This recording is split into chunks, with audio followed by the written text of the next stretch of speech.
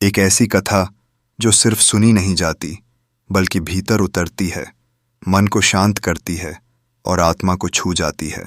ये केवल एक ब्राह्मण की नहीं बल्कि हर उस इंसान की कहानी है जो कभी पूछ चुका है, मैं अच्छा हूं फिर भी दुख क्यों। आइए बुद्ध की इस प्रेरणादायक कथा में उतरते हैं। गौतम बुद्ध की प्रेरणादायक कहानी, अच्छे लोग क्यों दुख पाते हैं।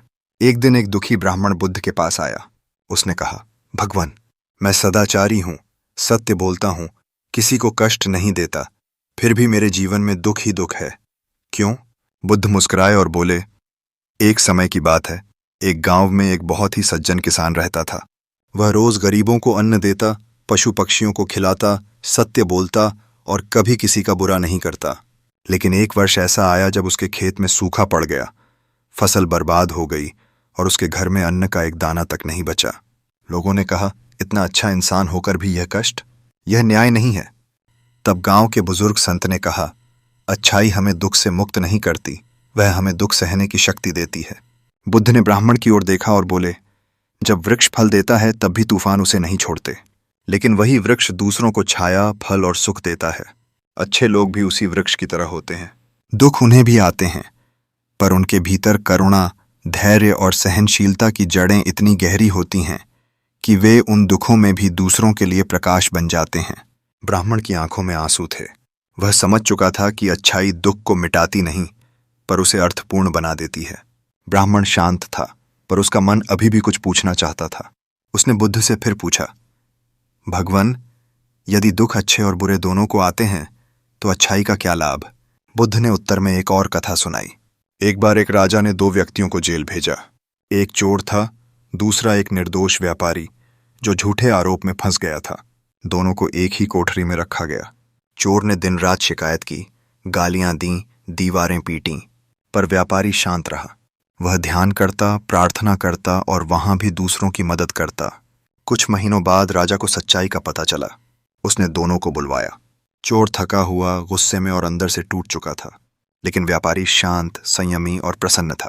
राजा ने हैरानी से पूछा, तुमने इतने कष्ट सहकर भी अपना संतुलन कैसे बनाए रखा। व्यापारी बोला, राजन, मैं दुख को बदल नहीं सकता था, लेकिन मैं यह तय कर सकता था कि मैं उस दुख में कैसा बनूं, टूटूं या निखरूं। बुद्ध ने ब्राह्मण से कहा, अच्छाई का सबसे बड़ा लाभ यही है, वह हमें भीतर से ऐसा बना देती है कि हम दुख में भी शांत रह सकें और दूसरों के लिए आशा बन सकें। अच्छा व्यक्ति दुख से भागता नहीं, वह उसमें कमल की तरह खिलता है। ब्राह्मण अब पूरी तरह नतमस्तक था।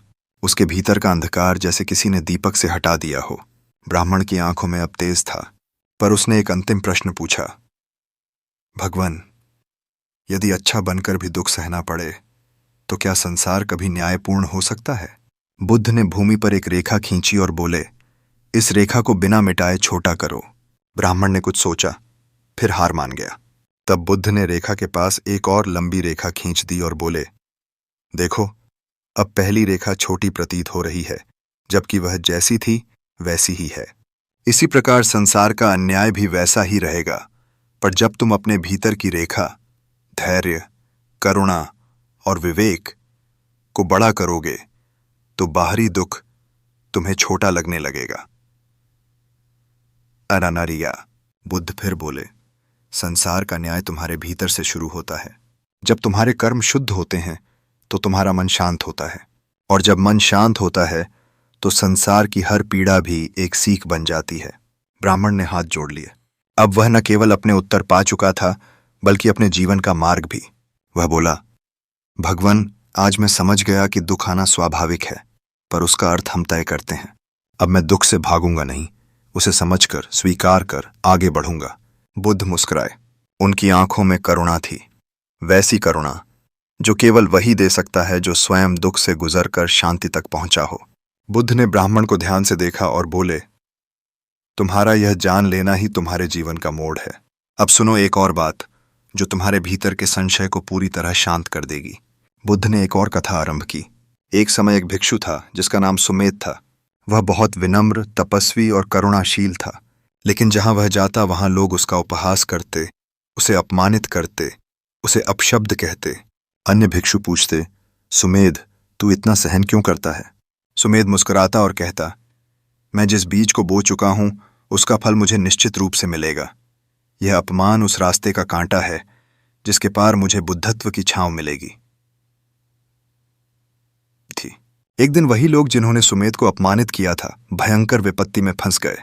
भूख, रोग और दुख ने गांव को घेर लिया। तब सुमेध चुपचाप वहां पहुंचा और सबकी सेवा करने लगा, बिना किसी शिकायत, बिना किसी बदले की भावना के। लोगों ने रोते हुए क्षमा मांगी। सुमेध ने कहा, तुम्हारे कारण ही मैं धैर्य सीख पाया। तुम मेरे गुरु हो, मैं तुम्हारा ऋणी हूं। बुद्ध बोले, जब कोई अच्छा मनुष्य दुख सहता है तो वह केवल स्वयं के लिए नहीं, संसार के लिए एक उदाहरण बनता है। एक दीपक जो अंधेरे में जलता है पर दूसरों को राह दिखाता है। ब्राह्मण अब शांत था, स्थिर था। उसका मुख दमक रहा था, जैसे भीतर किसी अज्ञात प्रकाश ने जन्म ले लिया हो। उसने कहा, भगवान, अब मैं अपने जीवन को दुख से नहीं, ध्यान से देखूंगा। अब मैं जान गया हूं, अच्छाई कोई सौदा नहीं, वह तो तप है जो अंत में जीवन को अर्थ देता है। बुद्ध ने अपनी दृष्टि नीचे झुकाई। वह जानते थे एक और आत्मा अब मोक्ष के पथ पर चल पड़ी थी। बुद्ध मुस्कुराए। उनकी आंखों में वह मौन आशीर्वाद था जो शब्दों से नहीं, केवल अनुभूति से समझा जा सकता है। उन्होंने ब्राह्मण की ओर देखा और बोले, स्मरण रखना, जीवन में दुख किसी को भी छू सकता है, लेकिन वह जिसे आत्मज्ञान की राह मिल जाए वह दुख में भी डगमगाता नहीं। बुद्ध ने धीरे से अपना कमंडल उठाया और पास के एक सूखे वृक्ष की ओर इशारा किया। वृक्ष बंजर था, पत्ते झड़ चुके थे, डालियां सूनी थीं। बुद्ध बोले, देखो इस वृक्ष को, यह इस समय सूखा है, लेकिन क्या यह मरा हुआ है? नहीं, यह भीतर से जड़ें मजबूत कर रहा है। वसंत आएगा और यह फिर से हरा होगा। अच्छा मनुष्य भी ऐसा ही होता है। दुख उसके जीवन में शीतकाल की तरह आता है, पर वह भीतर से और मजबूत हो जाता है, और जब आत्मा का वसंत लौटता है तो वह और भी सुंदरता से खिलता है। ब्राह्मण ने उस वृक्ष की ओर देखा। अब उसे वह निर्जीव नहीं लगा। उसे लगा जैसे वह वृक्ष उसके ही अंतर्मन का प्रतीक हो। उसने बुद्ध से कहा, भगवान, अब मैं अपने भीतर की जड़ों को सींचूंगा। मैं दुख से डरूंगा नहीं, उसे अपनी साधना बनाऊंगा, और एक दिन जब वसंत लौटेगा तो मैं दूसरों के लिए छाया और फल बनूंगा। बुद्ध की आंखें बंद थीं, मानो उन्होंने उस आत्मा के परिवर्तन को भीतर से देख लिया हो। फिर उन्होंने केवल इतना कहा, तुम्हारा पथ प्रशस्त हो चुका है, अब चलो अपने जीवन की असली यात्रा पर। ब्राह्मण उनके चरणों में नतमस्तक हुआ, फिर बिना पीछे देखे मौन, शांत और जागृत मन से चल पड़ा। वहीं से जहां से पहले वह प्रश्न लेकर आया था, अब उत्तर बनकर लौटा। ब्राह्मण अब गांव की ओर लौट रहा था, लेकिन वह वही ब्राह्मण नहीं रहा था जो बुद्ध के पास उत्तर मांगने आया था। अब वह भीतर से शांत था, जैसे कोई नदी अपने स्रोत को पहचान गई हो। रास्ते में उसे एक वृद्धा मिली जिसका बेटा रोग से पीड़ित था। वह रो रही थी, कह रही थी, मैंने कभी किसी का बुरा नहीं किया, फिर मेरे बेटे को यह दुख क्यों? ब्राह्मण ठिठक गया। पहले होता तो वह भी साथ रो देता, पर अब उसने बुद्ध के वचनों को स्मरण किया। वह वृद्धा के पास बैठा और बोला, माँ, क्या तू जानती है कि मिट्टी में बीज जब बोया जाता है तो अंधेरे में दबा दिया जाता है, उस पर पानी डाला जाता है और वह टूटता है, तभी वह अंकुर बनता है? वृद्धा ने आंसू पोंछते हुए सिर हिलाया। ब्राह्मण बोला, तेरा यह दुख शायद तेरे बेटे के भीतर के बीज को तोड़ रहा है। हो सकता है वह इससे कुछ बड़ा सीखे, किसी और के जीवन का दीपक बन जाए। वृद्धा चुप रही। उसकी आंखों में हल्का सा भरोसा छमका। ब्राह्मण ने उस रोगी पुत्र की सेवा की, उसके लिए जड़ी बूटी लाया, ध्यान कराया और हर दिन बुद्ध के वचनों को सुनाया। धीरे धीरे वह बालक स्वस्थ होने लगा और साथ ही वृद्धा का मन भी। गांव में यह चर्चा फैल गई कि ब्राह्मण बदल गया है। अब उसमें कोई क्रोध नहीं, कोई शिकायत नहीं, बस शांति है और सेवा। एक दिन गांव के मुखिया ने पूछा, तुम्हें यह शक्ति कहां से मिली? ब्राह्मण ने सिर झुकाया और कहा, जहां प्रश्न मिट जाते हैं वहीं से शक्ति शुरू होती है। मैं उस शांति को बुद्ध के चरणों में छोड़ आया हूं और उस ज्ञान को अपने भीतर ले आया हूं। अब वह ब्राह्मण नहीं था, वह एक दीपक था जो स्वयं झलकर दूसरों का अंधकार मिटा रहा था। और यही नहीं, वही दीपक एक दिन स्वयं भी बुद्ध के मार्ग का दीप बन गया। वर्ष बीतते गए।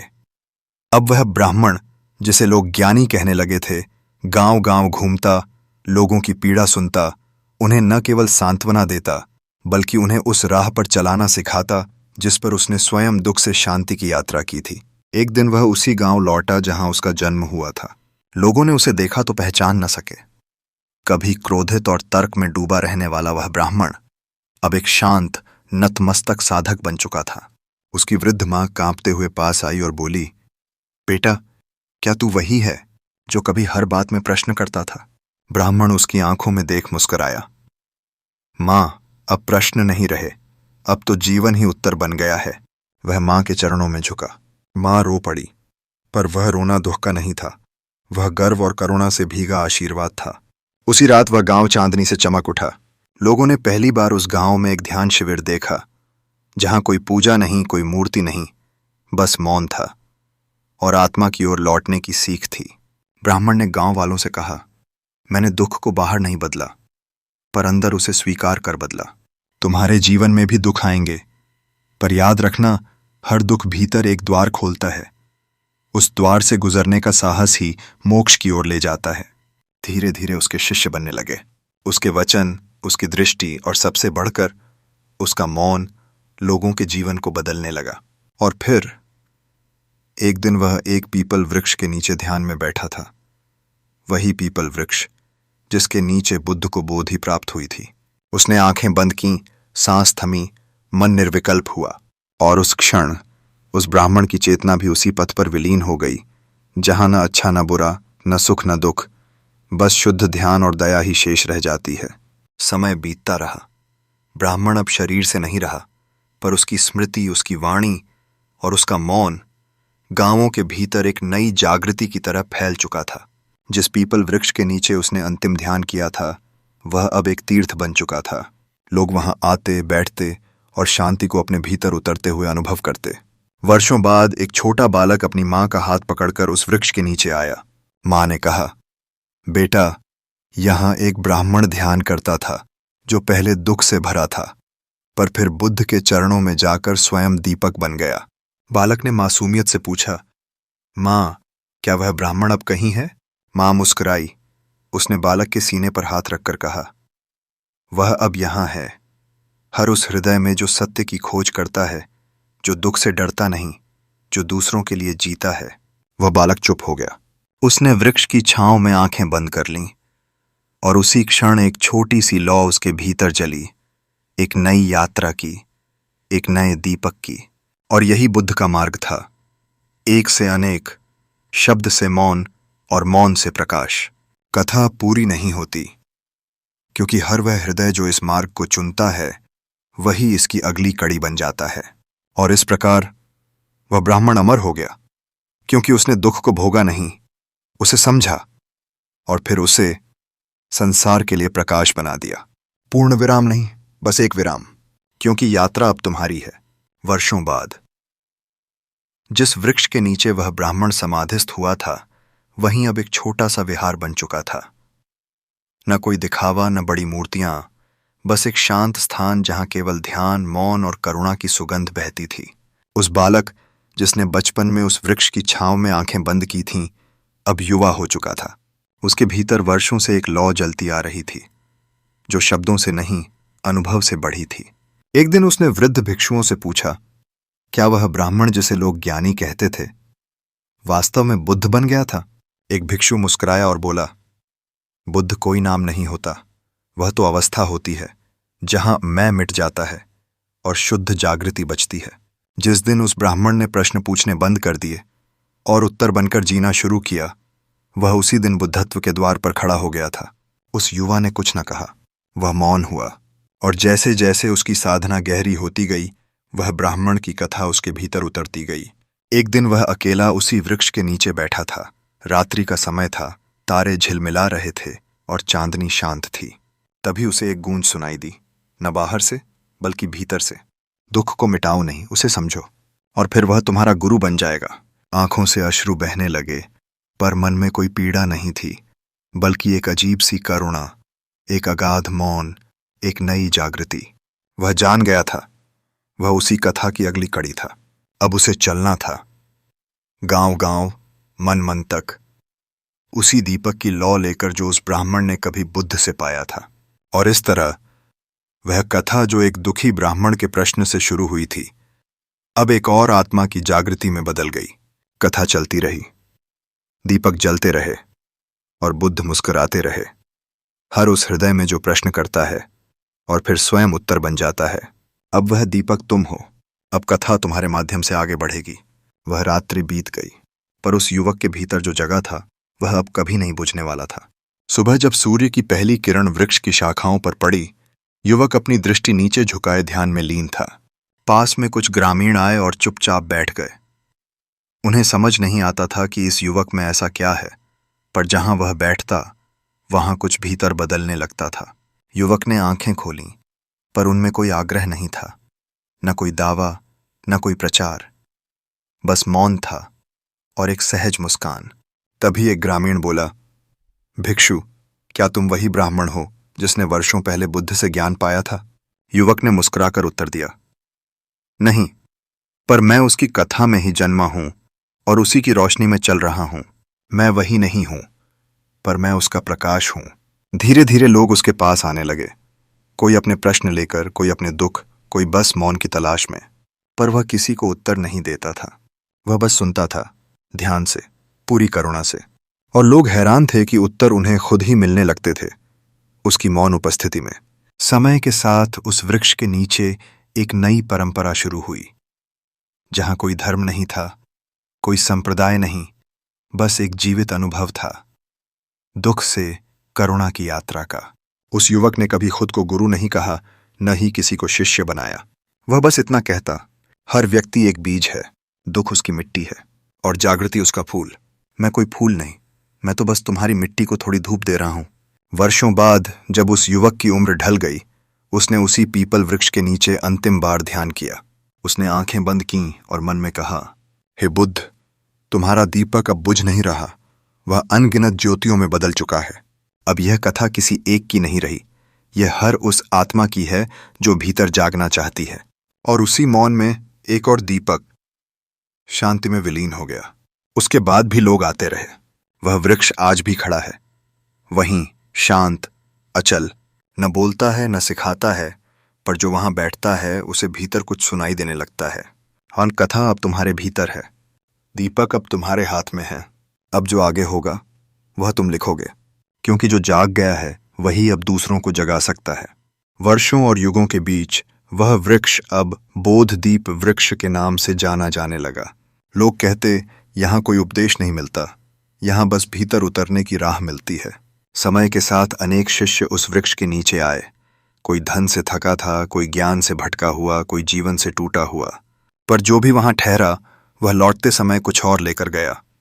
न कोई किताब, न कोई सिद्धांत, बल्कि भीतर का मौन जो कभी सुना नहीं था। एक नई पीढ़ी। एक बार वहां एक बालिका आई। वह मात्र 9 वर्ष की थी।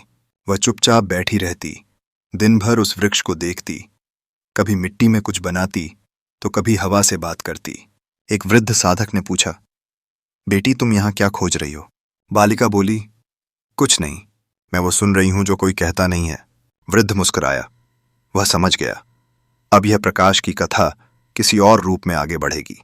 कुछ वर्षों बाद उस बालिका ने बोलना शुरू किया, पर वह उपदेश नहीं देती थी, बस छोटी छोटी कहानियां सुनाती थी, जिनमें न नायक होते न खलनायक, बस ऐसे लोग होते जो भीतर से कुछ सीख रहे होते। लोग कहते, उसकी आवाज में बुद्ध की मौन गूंज है, उसके शब्दों में उस ब्राह्मण की करुणा है और उसकी आंखों में उस दीपक की लौ है जो कभी बुझा ही नहीं।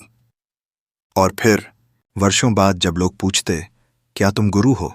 वह हंसती और कहती, मैं वो हूं जो सुन रहा है तुम्हारे भीतर की आवाज, जिसे तुमने कभी सुना ही नहीं।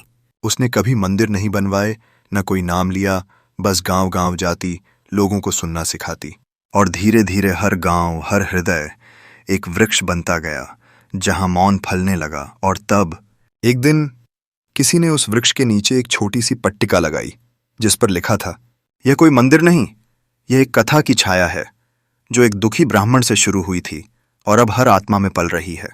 यदि तुम भीतर कुछ खोज रहे हो तो यहां बैठो, मौन रहो और वह कथा सुनो जो किसी ने लिखी नहीं, पर तुम महसूस कर सकते हो। और इस प्रकार कथा अब शब्दों से आगे बढ़ गई। अब वह धड़कनों में, नजरों में, स्पर्श में और सबसे अधिक मौन में बह रही है। अब अगला अध्याय तुम हो। अब दीपक तुम्हारे भीतर जलना है, क्योंकि बुद्ध के मार्ग पर चलने वाला कभी कथा का अंत नहीं करता, वह हर बार उसे फिर से जीता है। ओम दीपम शरणं गच्छामि। और तब एक दिन एक यात्री वहां पहुंचा, थका हुआ, टूटा हुआ और खोया हुआ। उसके चेहरे पर जीवन की कई लड़ाइयों के निशान थे और उसकी आंखों में वो प्रश्न था जिससे कभी वह ब्राह्मण बुद्ध के पास पहुंचा था। मैंने किसी का बुरा नहीं किया, फिर भी इतना दुख क्यों? वह वृक्ष के नीचे बैठ गया। कोई उसे उपदेश देने नहीं आया, कोई शास्त्र पढ़ाने नहीं आया, बस एक बालक उसके पास चुपचाप बैठ गया। कुछ देर बाद यात्री ने पूछा, तुम कुछ नहीं कहोगे? बालक मुस्कुराया और बोला, मैं वही कहूंगा जो उस वृक्ष ने मुझे कहा। बैठो, दुख को भगाओ मत, उसे देखो, वो तुम्हें खुद से मिलाने आया है। यात्री मौन हो गया, आंखें बंद की। उसका मन जैसे भीतर उतरने लगा। उसे ध्यान में एक दृश्य दिखा, एक ब्राह्मण जो बुद्ध के सामने रो रहा है, एक वृक्ष जिसके नीचे कोई मुस्कुराकर ध्यान में बैठा है, एक दीपक जो बुझने के बजाय हर सांस में और उजाला फैला रहा है। जब यात्री ने आंखें खोलीं तो वह हल्का था, बहुत हल्का। उसने बालक से पूछा, यह क्या था? बालक ने कहा, यह वही कथा थी जिसे तुम सुनने आए थे, लेकिन अब वो बाहर नहीं रही, अब वह तुम्हारे भीतर जीवित हो गई है। यात्री मुस्कुराया, उसने वृक्ष को देखा। अब वह केवल वृक्ष नहीं लगा, वह लगा जैसे वर्षों की कथा उसमें सांस ले रही हो। वह उठा, प्रणाम किया और लौट पड़ा। अब प्रश्न नहीं था, अब प्रकाश था। और तब वृक्ष के नीचे एक और दीपक रखा गया। उस पर कुछ नहीं लिखा था, सिवाय एक वाक्य के, यदि तुम भीतर मौन से नहीं मिले तो सारी यात्राएं अधूरी हैं और कोई नहीं जानता कि अगला कौन आएगा, कब आएगा, कहां से आएगा। पर यह निश्चित है, जब भी कोई सच्चा यात्री टूटकर सत्य की ओर बढ़ेगा, यह कथा फिर जीवित हो जाएगी। अब यह कथा ग्रंथों में नहीं बल्कि जागृत आत्माओं में पलती है।